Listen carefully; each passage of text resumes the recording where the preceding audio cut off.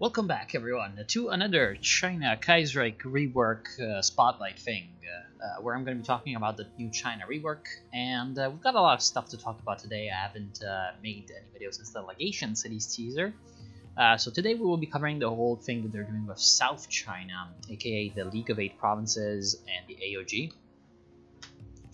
And there's a lot to talk about down here, so let's get this started right off the bat. So, in the current state of heart surviving for Kaiserreich, this whole area is controlled by the AOG, the German East Asian General Company. However, this is changing, and the AOG is changing as well. They're going to be the first ones that we take a look at. This is just like a teaser that they released.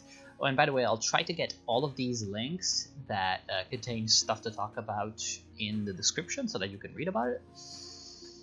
Anyway, ooh, I actually forgot to get one up, but whatever. So this is being changed into the League of Eight Provinces, which are essentially the 8 provinces that compose this chunk of land down here. And we'll be seeing them pop up later.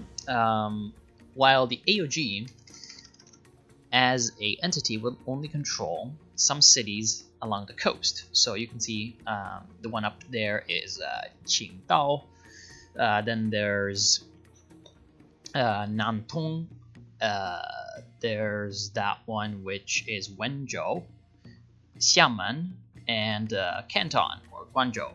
Or actually, that might be Dongguan, because it's on the right side of the Pearl River, but whatever. It's controlling something down to the south.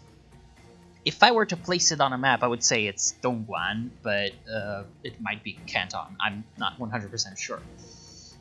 So yeah, they control a few select concessions, and they're just a kind of Legation Cities 2.0 in a way, with 100% more Kaiser. Oh, and there's another German enclave.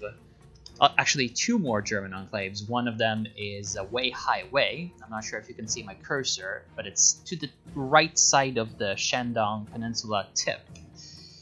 And then there's another one, which is Guangzhou 1 and Hainan Island down to the south.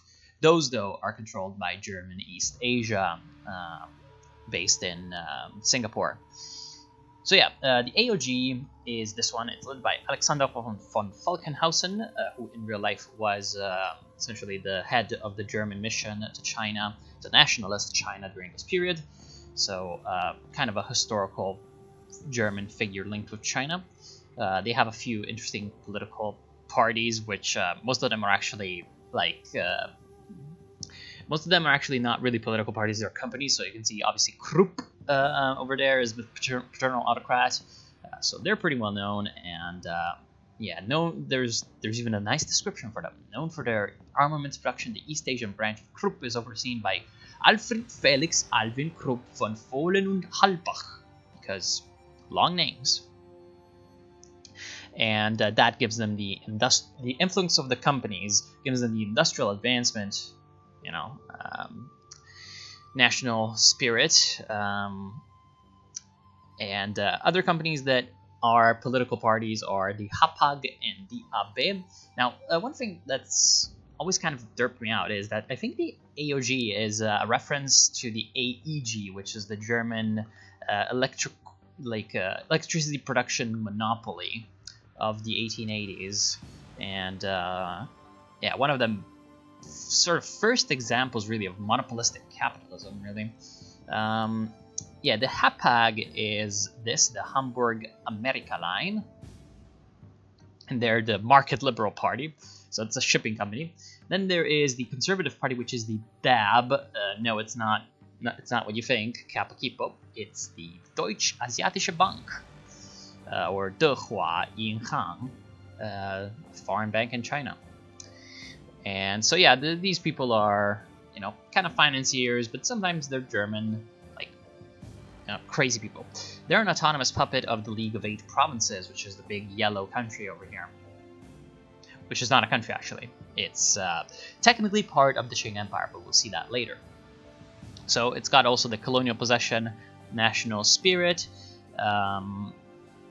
and then the territorial concession, so it can't really recruit an army. And its generals are kind of interesting because there's Jiang Weiguo, and he's the guy that I forgot to bring up the biography, because this guy, Jiang Weiguo, was an adopted son of Chiang Kai-shek, you know, the president of the Republic of China. And yeah, he studied basically everywhere.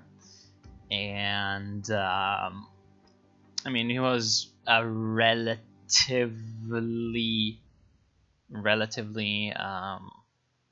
like minor officer in real life, but I don't know, whatever. I guess they decided to put him. He's a media personality too, so yeah, cool. Not sure exactly why he would join the Germans, considering his you know, adopted dad was killed by the Germans in the Kaiserreich universe, but whatever. So the second big thing is obviously the League of 8 Provinces. Now, what's really awesome is that they have an amazing flag. Look at that flag up there. Now, you cannot see it like this, but let's actually find a decent quality picture. Yes, here we go. So look at that flag. So you can see that these are like the Chinese characters that are supposed to represent the 8 provinces that make up the league. So like, for example, Zhe over here from Zhejiang. Let's bring up the map, which is this thing to the southeast. Or, for example, Gui over here, which is representing Guizhou. Where is it? Actually, that might be... No, that one might be... yeah, representing Guanxi. Sorry. And there's Xiang, which is Hunan. Yue, which is Guangdong. You know, all that kind of stuff. You get it. And as you can see, the flag is that of the Qing Empire, or at least, you know, kind of Qing-inspired, because they're technically part of the Qing Empire. And it's represented, interestingly enough, as an alliance, rather than, like, them being a puppet or something like that. So it's actually really cool, because it's showing kind of their autonomy, really. And at the beginning, they're led by a warlord called Sun Chuanfang. I also didn't bring up his page because... Oh, sorry, Chuanfang. Didn't bring up his page because he's not really that important, because he dies in Kaiserreich. But in real life, he was an interesting person, so I'm going to include the link too. Essentially, in real life, he was the marshal... the warlord that controlled Nanjing. And parts of Shanghai throughout the warlord era. And he's got a bunch of generals. A lot of them are actually provincial governors, and some of them will revolt away, as we will see. They have 2 important national spirits that have to deal with the Germans. So there's the Nanjing Commission, which also doubles as a political party, I think. No, it doesn't. Whatever. Oh no, it does. It's the Market Liberals. So it's essentially a German mission type of organization, and it helps in training the personal army, just like in real life the Germans help to train the Nationalist Army. Then there's the Qingdao collaboration, which essentially gives you either bonuses, or if there's too many, you know, too high a collaboration, you get some problems popping up, and we'll see them later, which is something that's going to be growing through events, actually throughout the playthrough. And then they have a conspicuous kleptocracy. Now, that it is a kleptocracy does make quite a bit of sense, because these people are very, very close to the financial heart of China. As you can see, the League of 8 Provinces in the south and in the east. So, like, at this period in time, like, obviously everyone knows that like the capital is in Beijing, right? But in real life, the economic weight behind China shifts to the south for quite a long period, essentially near the end of the Qing Empire, right? Because the north becomes increasingly theater of conflict between Russia, Japan, and the Taiping and Yan rebellions and the Muslim rebellions. So there's just a lot of problems in the north. Whereas in this, and where you have development really in the north is Manchuria, which attracts a lot of Chinese migration during the period. But in the south of China, you have the growth of Shanghai thanks to foreign trade, and you have the growth of Canton thanks to foreign trade. So you have the pockets of industrial capitalism in China, and also of like modern banking, for example, really start to become more concentrated along the south coast and east coast, so Shanghai and Guangzhou, because of the ease with which the foreigners can just come in and get investment done. And it is estimated that around this period, something like half of all foreign trade and industrial output in China came from just Shanghai. So that these people are a kleptocracy makes a lot of sense, because there's more money than average going around, and in warlord politics, money talks. Well, I guess in all politics, money talks. The other parties are the Jiangnan Consortium. Now, not sure what that could be, but it might be related to the Jiangnan Arsenal, which, Jiangnan just means south of the river, and the river, in case anyone ever sees something called Jiang in Chinese, it's probably talking about the Changjiang. It's called the Long River, or in English it's known as the Yangtze, which is the central river of China. And in real life, this was one of the most important weapons factories in China, and shipyards in China. So yeah, that's that. And then there's the National Populist Party, which is the Yiguandao. Now, if we take a look at the map, the Yiguandao is Shangqing Tianguo, or it's called right now the Shandong Clique, because it's in the province there. It's this orange country over here. And this orange country is, it's got a warlord, but it's also got this kind of weird, crazy cult sect, religious party thing that's trying to expel all the foreigners from China. Essentially just kind of a religion. And it is a real religion, apparently. It just means the path of heavenly righteousness, or one of these derpy names that East Asian religions always have. However, I don't think that they can actually come to power, but they do cause a bunch of problems. The other party that causes a bunch of problems for you, the other subversive party in a way, is the Kuomintang, or the Nationalist Party, which occupies social democrat and radical socialist in the positions. And then I have no idea what the fuck this Vermilion Society is, but I'm seeing this Vermilion Society pop up everywhere, so I have no idea what it means. The only thing that comes into mind is the fact that vermilion is the imperial color in China. It's a bit like the imperial purple in a way of China. It's the color of the ink that the emperor used to write, and if you used vermilion for anything and you were not the emperor, you would be executed in imperial China. But I don't know. I do not know what the fuck the Vermilion Society is supposed to be. Anyway, a few of the generals that they have, I have, dug up, their biographies and stuff. I'm using Wikipedia because I'm not fucking bothering, searching stuff in Chinese or anything like that. So yeah, this guy is quite interesting, actually, Chen Yi, and essentially,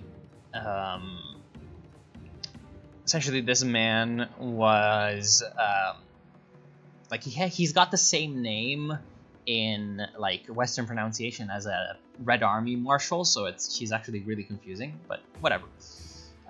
So he was a born commander in southeast China. Yeah, so that's Sun Zhuanfang, the Jiangnan Arsenal. So yeah, this is like the progress report. I'm not gonna read it all because it would take like a million years. Essentially, like, okay, we'll just like talk about what the whole thing is supposed to be. So essentially, like in real life, Sun Zhuanfang, aka this guy, his warlord domains collapsed because the Kuomintang, led by Chiang Kai-shek, kind of trounced them in the northern expedition in 27. But in Kaiserreich timeline, the northern expedition fails, and so he kind of conglomerates a bunch of southern warlords around him, and he's known as the, what is his title? The warlords, by the way, really liked titles that were weird, so I guess we should just get his title down before we do anything else. I guess he's just a marshal, right? Let's see. Yeah, there's a bunch of events. I'll not be reading them or anything like that, because, you know. Yeah, the Marshal's Palace. Yeah, he's probably just a marshal. Ah, well. So anyway, he dies. Oops, spoilers. He dies, and his main, like, right-hand man, which is Qi Xieyuan over here. This guy, this sort of oval-shaped head person. He becomes the next sort of temporary leader, temporary warlord. And that causes a whole shitstorm. So, first off, this green province, which is Hunan, the capital Anqing, aka a strategic port along the river, revolts away. But they're not really like at a war at the beginning. He's kind of neutral because he's kind of getting the mediation of the empire, of which, you know, the Yellow League is supposed to be part of. So that's the League of 7 provinces, not 8, because, you know, one of the participants of the League, aka let's find him. Where is it? Yeah, Chen Tiaoyuan. This man over here. He secedes in a way, and so that's the end of that. And he starts like actually fighting only later. So yeah, here we go. Then Hunan secedes, which is a province to the south of and that's led by Zhao Hengti. Then there's Yangguang that secedes, and we'll talk more about that later. They're led by Chen Jiongming, and he is actually a very, very important historical figure in the period. And yeah, he ends up like kind of helping and then kind of fighting the nationalists. And he was actually one of the only warlords that actually had his own like political program for a League of Chinese Provinces, so a federalist China. And yeah, and then there's the uprising of the Kuomintang in Fujian, which is the southeastern province that you see in red over here, or at least part of it. And that is it's called the Jiangfu Insurgent Zone. Jiang from Jiangxi, which is the province to the west of the red blob, and Fu from Fujian, which is, you know, the main region of the uprising. And it's very, very similar in that it's a kind of allohistorical reference. I love that word, by the way. It means in an alternate history, it's referencing real-life history. The real-life history it is referencing is the Jiangxi Soviet. Here it's called the Jiangxi Fujian Soviet, but I always just see it called Jiangxi Soviet. I'm not sure what Wikipedia is smoking over here. Which was Mao's first attempt to create a Chinese republic. Officially, it was the Chinese Soviet Republic, or Zhonghua Suiai Gongheguo, this one. And it covered essentially... I found the map. I'm not sure how trustworthy this is. It's from Wikipedia. It's a Chinese map. But it is related to the other reference of the Fujian Insurgents zone. So essentially, like, the whole reason why there's this uprising is that, like, this is the nationalist forces that have been defeated by the Germans in 1927, and they're trying to overthrow the empire, right, and create the Chinese Republic. And they've hidden essentially in the mountains. Now they're fighting as partisans in the mountains of South China, because it's just prime guerrilla territory. And just like in real life, the Chinese Soviet troops, or Red Army troops, ended up hiding there after the failed Changsha uprising. And the other entity that it is referencing is this thing, which is a very obscure thing, but it's really, really interesting. It's the People's Revolutionary Government of the Republic of China, which is a mouthful. And this, in real life, also, it's got a flag that was essentially later copied by the Viet Cong, which is, I think, kind of funny. This one was, like, I guess the last attempt to make the Nationalist Party and the Communist Party collaborate after the collapse of the First United Front before the Second United Front, so, you know, before the Japanese forced them to. It was in 1933, 1934, and it was in the Fujian province, as you can see, which is, that's not helpful, which is the one where you're having this uprising take place, so obviously a reference to it. And it was actually supported by, like, Song Qinling, who was the wife of Sun Yat-sen of this party, which today is one of the only legal recognized parties in China. One of the, like, 8 parties that isn't the Communist Party. These guys essentially got crushed after a while, but it was actually pretty important because the army that revolted to make this government happen was the one that fought the Japanese in Shanghai in the January 28th incident. And so they were an experienced and prestigious and a kind of, so glorious army that had fought, you know, for the defense of the nation against the Japanese. So here I also found this map, which shows the controlled regions of this government. Also, another interesting thing is that this government was called the Fujian Renmin Zhengfu of the Zhonghua Gongheguo Renmin Geming Zhengfu. So the Chinese People's Revolutionary, the Revolutionary People's Government of the Republic of China, but it's using, like, a different word for republic, which is kind of derp, so it's making it really confusing, but whatever. So going in is, like, this is what they controlled. You can see that on this left there's just this smattering of characters. That is the historical Chinese Soviet Republic. It's reading there, Zhonghua Suiai Gongheguo, Fujian something that I cannot read, but probably, like, you know, Territorial Commission or something like that. So yeah, essentially just this part, and this part used to be the communist zone, but in Hearts of Iron, so it ends up looking something like this after the League of Eight Provinces explodes. So there's the right side under Qi Xieyuan, who we are gonna discover in a bit. Let's see, where the hell? Will you see?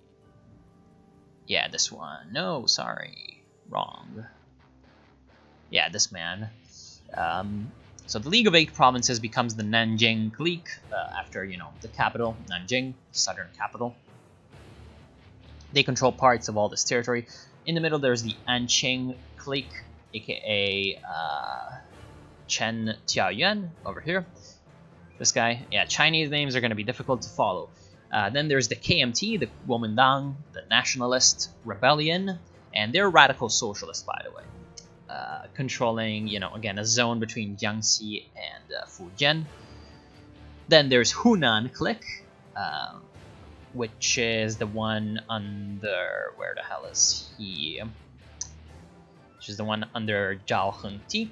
And then there's the Liangguang clique, which is the union of two provinces. It's called Liangguang, which might confuse people, but that just means two Guangs. Guang means expanse, and there's two expanses. There's the Guangdong, the eastern expanse, or Canton, the Canton region, and there's Guangxi, or western expanse. In the days of the Qing Empire or something, this province was used to be called Liangguang, and then it was broken up into Guangxi and Guangdong. So you probably know it in normal Hearts of Iron 4 as the Guangxi clique, and in real life you probably know it as Guangdong and Guangxi. So that's why it's called Liangguang, and it's headed by Chen Jiuming. Apparently, all of these guys will have their own focus trees, so we'll talk about them more later. So to wrap up, we take a look at the focus tree and main, you could say, main gameplay options of the League of 8 Provinces, or at least what you're trying to reform it as, or the Nanjing clique.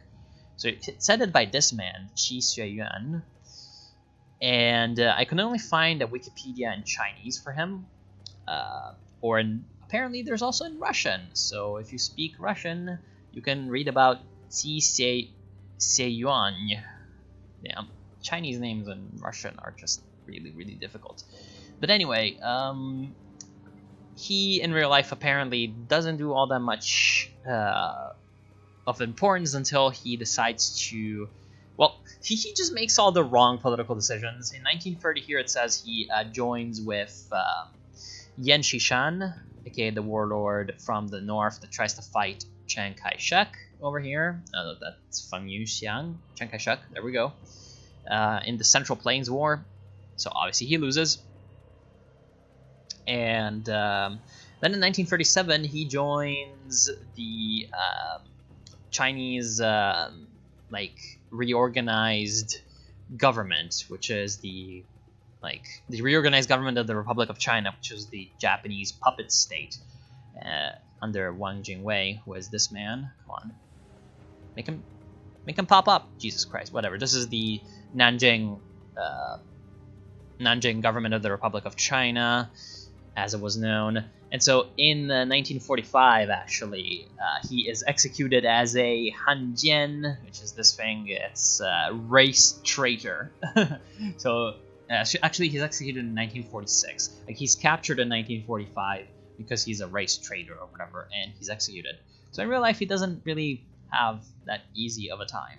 Anyway, his old shtick is that he's just trying to hold onto power, and he's at war with a lot of people. He's fighting Chen Tiaoyuan, who is the guy with the green clique up close to him. He's at war with the KMT that has spawned over here, who are trying to, make the Republic of China.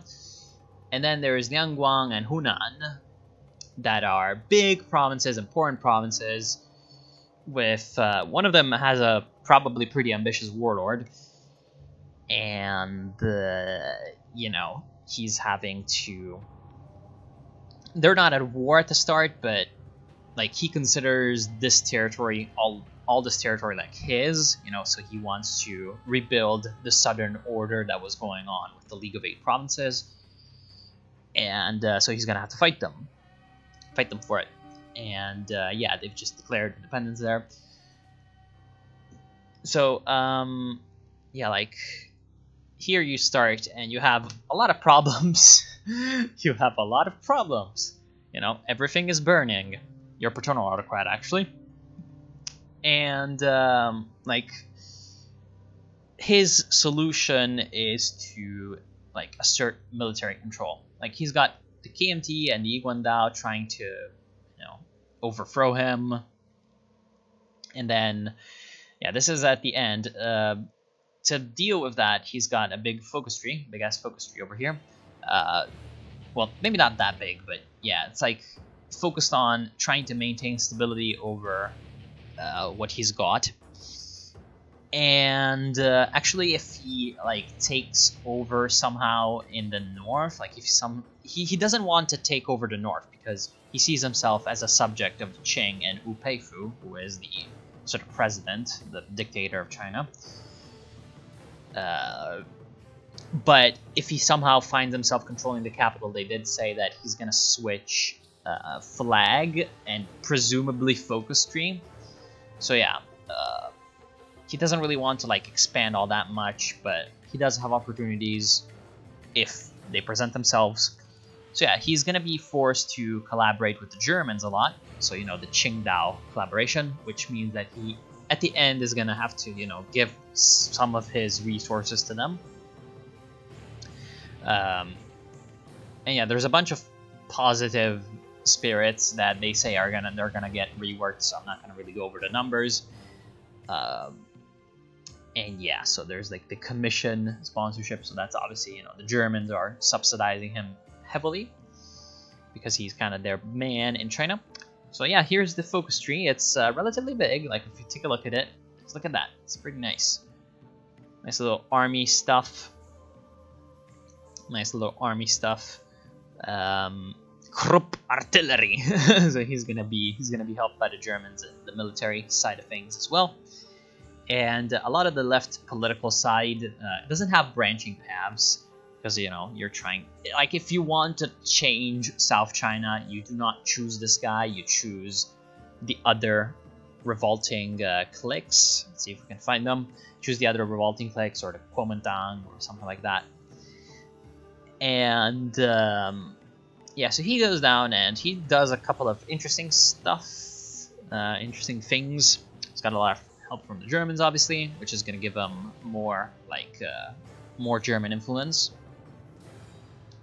And then in the left side, it's interesting because he essentially restores a few, like, old Chinese institutions to keep peace in the countryside. So, like, in real life, this is something that's kind of interesting. In real life, the warlords were, a lot of them actually were, like, they started their careers as like revolutionaries, right, in the Revolutionary War against the Qing Empire. But when they were in power, often they had to either share power with an older generation of warlord, that is the one that spawns just like Yuan Shikai and Duan Qirui, who are the ones that take over at the beginning of the Republic, and they were people that had been brought up in the imperial system, specifically in the late Qing imperial system, which was starting to foster Han Chinese warlords, and you know, after essentially the collapse of the Qing military in the 1850s. It's a long story. So yeah, you have this older generation, and then the newer generation are generally revolutionary officers, or at least as far as they can, you know, as far as their personal interest went. They stayed as revolutionaries. As far as then, once they got into power, their personal interests started to become more conservative. They had to start to collaborate with a lot of older elements of Chinese society, such as you know, the officials that were left over from the Qing period, you know, the mandarins and landlords. So it was like these two big components, like the bureaucracy, the landlords, and then the third big component was obviously the officers of their armed forces. And then in some warlord cliques, you have like a fourth reformist kind of faction that pops up that tries to build essentially modern industry and use the military power of the warlord as a kind of social reformist way. And you have that happening in Yunnan and Shaanxi in real life. Generally, the other warlords don't really do that. Some of the other warlords are more loyal than not to the nationalist cause without really making big social changes to their realms. So yes, Qi Xueyuan is definitely part of the like first group, right? That's trying to use essentially landlords and military control, and also some of the old institutions, so the older triad of power groups that really were supporting the early warlords. So after that big giant talk of boredom, what does that mean? You see that there's control over the universities. So this is something that was historically done also in the Republic in the Nanjing period. So Chiang Kai-shek didn't really want those pesky students like thinking for themselves, because generally in that period of time, revolutionary politics were really the first, because there was almost no industrial proletariat, it was the students that really did the majority of like the mass political actions. Obviously, the most famous one is the May the 4th movement in 1919. But you have a lot of examples. So you're trying to control those. Then you reconstitute the Bahji system, or Bahji, as I'm supposed to be pronouncing it. Fucking tones. This one, the Bahji system, is actually a really old thing, and it was an institution that was a kind of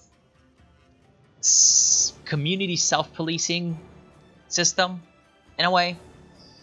And yeah, it's a kind of really weird thing. Essentially, every family was supposed to be registered, and the community kind of organizations essentially were responsible for the conduct of the collective, really, and of the individuals in that collective.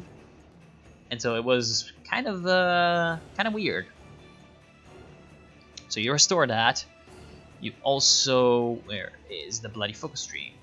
You also apparently inspect something called Xiangyong. I have no idea what that is. It might have something to do with like Hunan because of Xiang, but whatever. I don't know. I do not know. Yeah, peace in the countryside, water infrastructure. Obviously, there's a big river in there, so it's really important to keep the water under control and to control what you can do with the water. There's like strategic hamlets that you are building up. You help out the Green Gang because, of course, the Green Gang are essentially the Shanghai like criminal triad. And then once you go down, you have a part that's all about like there's you tolerate opium. There's inland development zones, obviously kind of a reference to the just proliferation of development in special economic zones in China. Very recently, but it's like obvious reference. You patronize the Xiangshan, and now the Xiangshan are like the village mandarins, kind of. So that's like the officials that live in the countryside.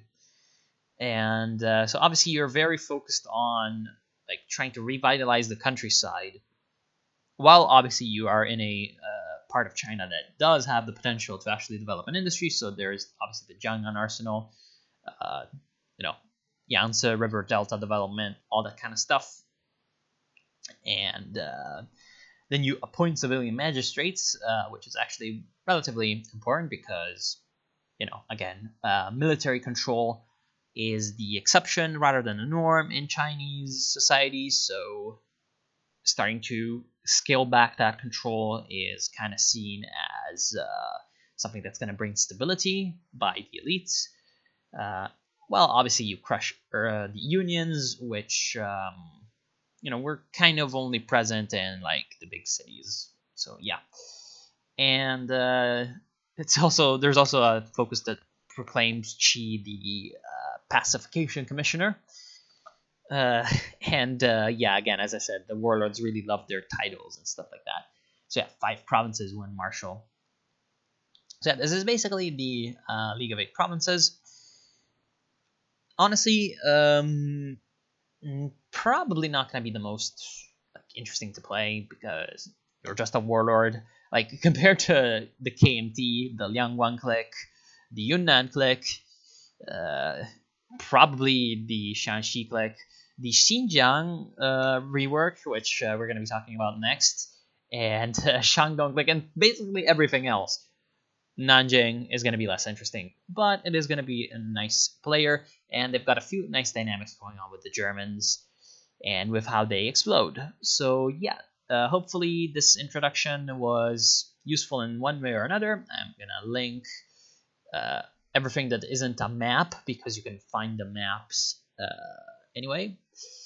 And so yeah, so if you're kind of interested about where the Kaiserreich developers are getting the history from and what kind of references they're using, I'm gonna leave all the links down in the bottom. And yeah, I want to thank you all for watching. Hope you enjoyed this kind of progress report. I don't know, explanation. Not sure how to call it. Yeah, hope you'll join me next time if you've enjoyed this one. And we'll be talking about Xinjiang, which is the one that they've just released. And Xinjiang is the one in the far west, as you can see, the Xinjiang click. Over here, it's kind of wrong. There's a couple of things that are missing because it's an earlier screenshot, an earlier version of the map. So yeah, so hopefully gonna be nice. So thank you all. See you soon. Have a good day.